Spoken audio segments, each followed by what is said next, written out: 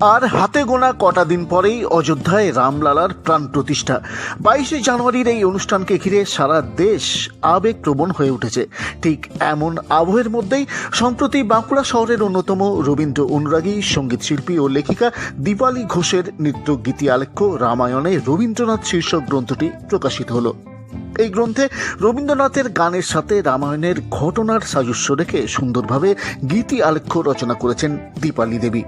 বাঁকুড়া শহরের স্কুলডাঙ্গার বাসিন্দা দীপালি দেবী রাজ্য সরকারের স্বাস্থ্য দপ্তরের কর্মী। এই কর্মজীবনের ফাঁকে রবীন্দ্র চর্চাও তিনি চালিয়ে যাচ্ছেন সমান তালে। নিজের বাড়িতে রবি আলোয় নামে রবীন্দ্রসঙ্গীত শেখানোর স্কুলও চালান তিনি। এই রবীন্দ্রসঙ্গীত শেখাতে গিয়েই মাথায় আসে রামায়ণের সাথে রবীন্দ্রসঙ্গীতের মেলবন্ধন ঘটিয়ে গীতি আলেখ্যের বই লেখার। আর সেই কাজে উৎসাহ জুগিয়েছিলেন স্বামী প্রবীর ঘোষ। কিন্তু দুঃখের বিষয়, এই বই ছেপে প্রকাশ পাওয়ার আগেই দীপালি দেবী স্বামীকে হারান। তাই তার এই গ্রন্থ স্বামীর স্মৃতিতে নিবেদন করেন লেখিকা। তবে তার আক্ষেপ, স্বামী চেয়েছিলেন রবীন্দ্রভবনে এই গীতি আলেখ্যের অনুষ্ঠানে নিজে অভিনয় করবেন, কিন্তু সেই ইচ্ছে পূরণ হলো না। তবে স্বামীর প্রতি শ্রদ্ধা জানাতে কিছুদিনের মধ্যেই রবীন্দ্রভবনে রামায়ণের রবীন্দ্রনাথ গ্রন্থের সবকটি পর্বের গীতি আলেখ্য পরিবেশিত হবে। তার প্রস্তুতিও শুরু করে দিয়েছেন দীপালি দেবী। অনুপ্রেরণা বলতে প্রথম যে গান, ওই আগুনে হলো আগুনময়, আমার এই লেখাটা একদম মাঝখান থেকে, মানে শেষের একটু আগের থেকে শুরু করেছিলাম। তখন মনে হলো যেন সীতা দাঁড়িয়ে আছে, চারিদিকে আগুন জ্বলছে।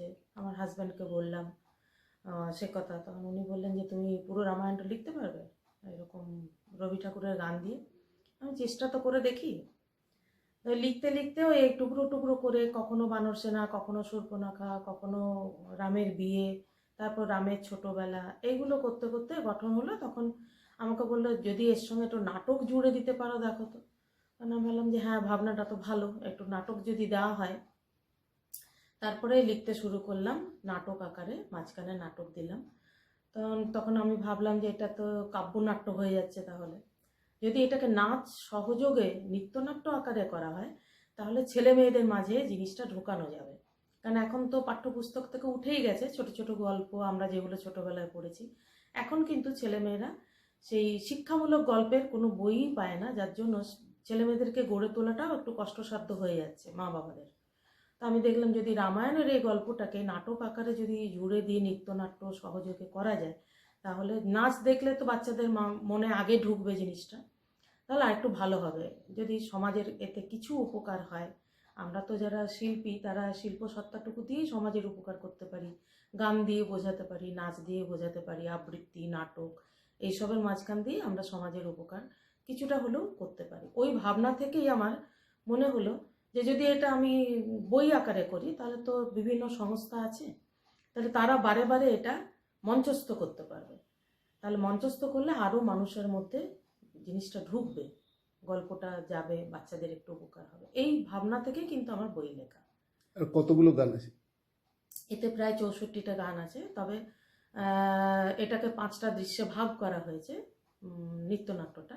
আর গানগুলো সব জায়গায় যে পুরোটা করে নিয়েছি তা নয়, গানের কথার মানে অনুযায়ী গানগুলোকে রাখা হয়েছে। কোনো গান হয়তো পুরোটা আছে, কোনো গান হয়তো অর্ধেকটা আছে। যখন বই লেখা শুরু করেছেন তখন উনি ছিলেন, বেঁচে ছিলেন? তারপর হ্যাঁ, যখন আমি লেখাটা শুরু করি তখন বেঁচে ছিলেন। ওনার খুব আশা ছিল যে আমি ওই নাটকটা, উনি একসময় নাটক করতেন, আমি কিন্তু ওই নাটকটা করব, বারবারই বলতেন আমাকে। সেই ইচ্ছেটার পূরণ হলো না।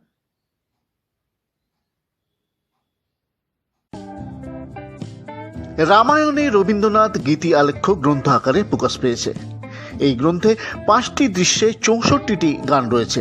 এবার দীপালি দেবীর ইচ্ছে এই গীতি আলেখ্যে ব্যবহৃত গানগুলির স্বরলিপিও প্রকাশ করার। অল্প কিছুদিনের মধ্যে এই স্বরলিপিও ছাপার আকারে প্রকাশ পাবে। ফলে যারা এই গীতি আলেখ্যের অনুষ্ঠান পরিবেশন করবেন তারা উপকৃত হবেন। ছোটদের গল্পের আকারে এই গীতি আলেখ্য গ্রন্থটি মুন্সিয়ানার সাথে লিখেছেন দীপালি দেবী।